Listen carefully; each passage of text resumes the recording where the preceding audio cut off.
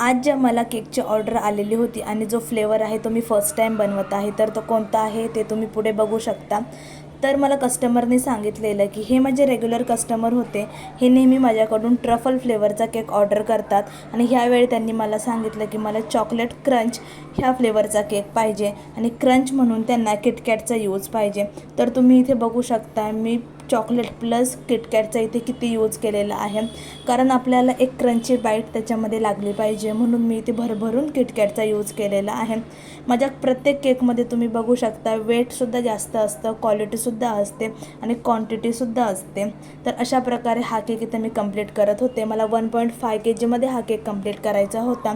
प्रत्येक लेअर तुम्हाला मी दाखवली आहे की प्रत्येक लेअरमध्ये मी भरभरून चॉकलेट प्लस चोको चिप्स आणि प्लस किटकॅटचा यूज केलेला आहे. हा 1.5 kgचा केक बनवण्यासाठी मी 7 and 5 इंचचा यूज केलेला आहे. खालचा बेस रेडी करून मी फ्रीजमध्ये सेट व्हायला ठेवला, तोपर्यंत मी दुसरा बेस इथे रेडी करत आहे. ते सुद्धा तुम्ही इथे बघू शकता. याच्यामध्ये सुद्धा मी भरभरून किटकॅटचा यूज केलेला आहे, कारण आपल्याला लोकांना क्वांटिटी देणं इम्पॉर्टंट आहे.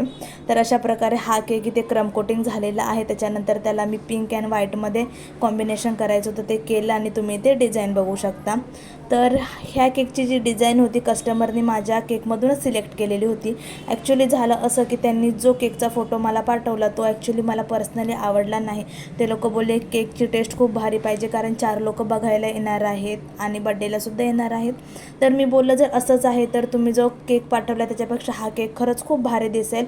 मी पर्सनली तुम्हाला सांगते, मला एक्सपिरियन्स आहे यावरून तुम्हाला सांगते की हा केक खूप छान वाटेल त्या केकपेक्षा. तर त्यांनीसुद्धा होकार दिला, चालन बोलले हाच केक बनव, काही हरकत नाही. तर अशा प्रकारे हा केक इथे मी बनवलेला आहे आणि त्यांनासुद्धा हा केक खरंच खूप आवडला आहे. आणि हा सुद्धा केक मला त्या स्कूलमधूनच ऑर्डर आलेली होती, त्यांच्या घरी बड्डे होता सो त्याच्यासाठी ऑर्डर होती. सो अशा प्रकारे जर आपण एखाद्याला क्वांटिटी क्वालिटी आणि सगळ्या गोष्टी व्यवस्थित दिल्या ना तर कस्टमर कुठेच जात नाही. आवडला असेल तर लाईक करा.